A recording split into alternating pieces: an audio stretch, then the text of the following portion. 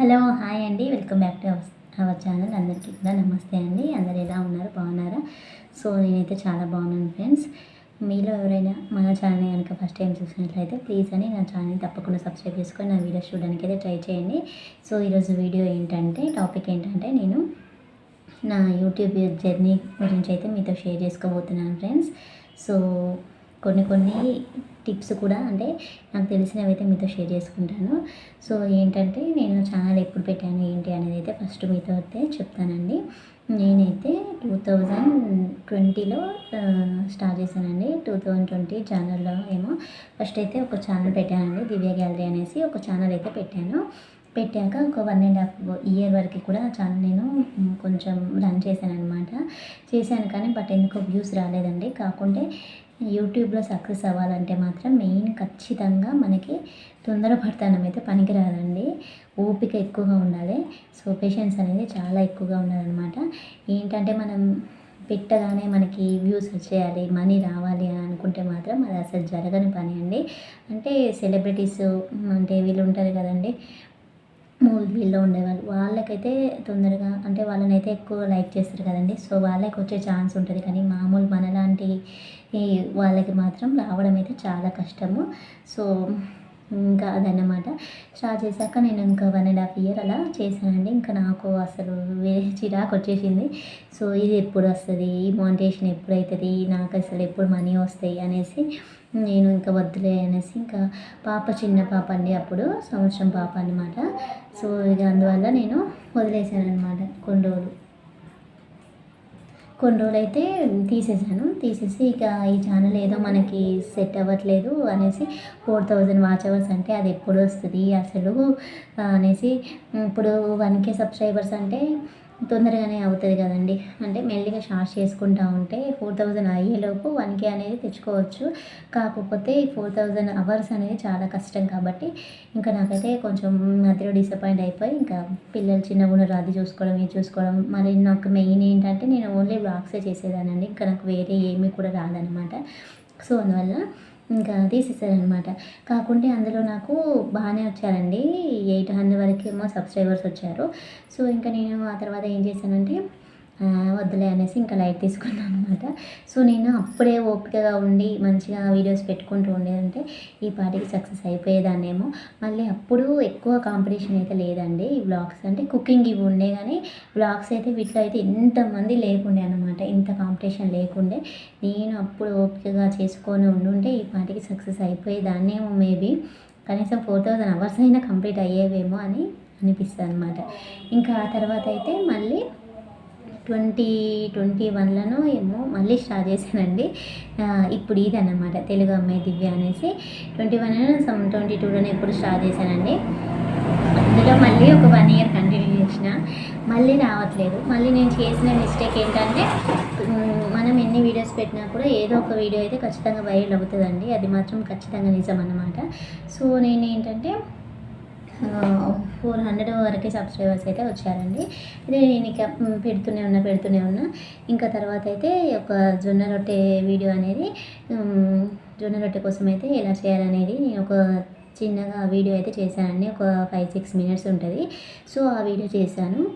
నేను చేసిన మిస్టేక్ ఏంటంటే, అలా చేస్తున్నా కూడా నాకు వ్యూస్ రావట్లేదని మళ్ళీ ఆఫ్ చేశానండి. 1 ఇయర్ చేసి మళ్ళీ 1 ఇయర్ మధ్యలో ఆపేసి మళ్ళీ ఇప్పుడు స్టార్ట్ చేసిన. నేను చేసిన మిస్టేక్ ఏంటంటే, అప్పుడు నాకు 800 వరకు వాచ్ టైం వచ్చిందండి. 800 వరకు వచ్చినా కూడా 4000 కదా, ఇంకెప్పుడు అవుతుందో ఏమో, ఇది మనకి కాదులే, యూట్యూబ్ అనేది మనకి సెట్ అవ్వదులే అనేసి వదిలేసా. నేను ఇప్పుడు చూసుకుంటే, నేను అప్పుడు చేసిన జొన్న రొట్టె వీడియోకే నా వాచ్ టైం వచ్చేసి 600 ఉందండి. సో ఇప్పుడు నేను చేసిన మిస్టేక్ వల్ల, ఛానల్ మధ్యలో ఆఫ్ చేయడం వల్ల, 1 ఇయర్ ఆఫ్ చేశానని చెప్పాను కదండి, ఆ 1 ఇయర్ ఆఫ్ చేయడం వల్ల నాకు ఆ వచ్చిన వాచ్ టైం మొత్తం పోయిందనమాట. సో నేను చెప్పాను కదండి, 600 వరకు వచ్చిందనమాట. జొన్న రొట్టె వీడియో అయితే మంచిగా వైరల్ అయిందండి. వైరల్ అంటే 13K వ్యూస్ అయితే ఉన్నాయి ప్రజెంట్. సో దానికి 600 వరకు కూడా వాచ్ టైం అయితే వచ్చిందండి. సో ప్రజెంట్ ఆ వాచ్ టైం మొత్తం పోయిందండి. నాకు 800 ఉండే వాచ్ టైం, ఆ వాచ్ టైం మొత్తం పోయి ప్రజెంట్ నా వాచ్ టైం అయితే 40 అండి. 40 పబ్లిక్ వాచ్ అవర్స్ అయితే ఉన్నాయి. ఈ 40కి ఇంకా మళ్ళీ ఇంకా ఫుల్ యాడ్ అవ్వాలి కదండి. 4000 నుంచి 40 తీసేస్తే ఎంత, ఇంకా చాలా వాచ్ టైం అయితే యాడ్ అవ్వాలి. ఇప్పుడు మళ్ళీ అయితే వీడియోస్ అయితే స్టార్ట్ చేశాను. ఈసారైనా అసలు ఇంకా ఒక 2 ఇయర్స్కైనా సక్సెస్ అవుతుందో అవ్వదో చూడాలి.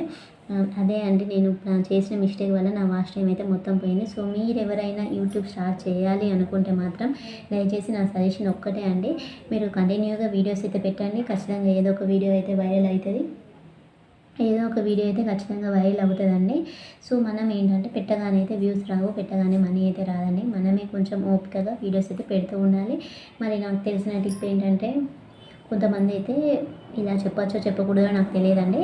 కాకపోతే కొంతమంది ఏం చేస్తారంటే వాచ్ టైం అనేది కొనుక్కుంటూ ఉంటారు. సో అలా చేయడం అయితే అస్సలు కరెక్ట్ కాదండి. అలా చేయడం వల్ల ఏమవుతుందంటే, మనం ఇప్పుడు 3000 2000 అనేసి ఇస్తే మేము వాచ్ టైం మీకు సెట్ చేసి ఇస్తామని అంటారు. కొన్ని ఫేక్ ఉంటాయి, కొన్ని నిజం కూడా ఉంటాయండి. నిజంగా కూడా కొంతమంది చేస్తారు. సో మనము వాళ్ళకి మనీ ఇచ్చేసి మనం వాచ్ టైం అయితే కొనుక్కుంటాము. కాకపోతే మళ్ళీ తర్వాత మనకైతే వ్యూస్ అయితే ఉండవు కదండి. మామూలుగా ఈ ఒక చిన్న విషయం కూడా మనము ఆలోచించుకోవాలి. తీసుకుంటాం, మానిటైజేషన్ అయితే అయిపోతుంది. మానిటైజేషన్ అయిపోయినాక వచ్చే వీడియోస్ వైరల్ అయితేనే కదండి మనకి అకౌంట్లో మనీ అయితే పడేది. సో అది కూడా చూసుకోవాలి. మనం డబ్బులు ఇచ్చి అది కొనుక్కున్నాక, వాచ్ అవర్స్ కొనుక్కున్న తర్వాత మనకి వ్యూస్ ఎక్కువగా రాకపోతే అప్పుడు మళ్ళీ మనం డిసప్పాయింట్ అయినట్టే కదా.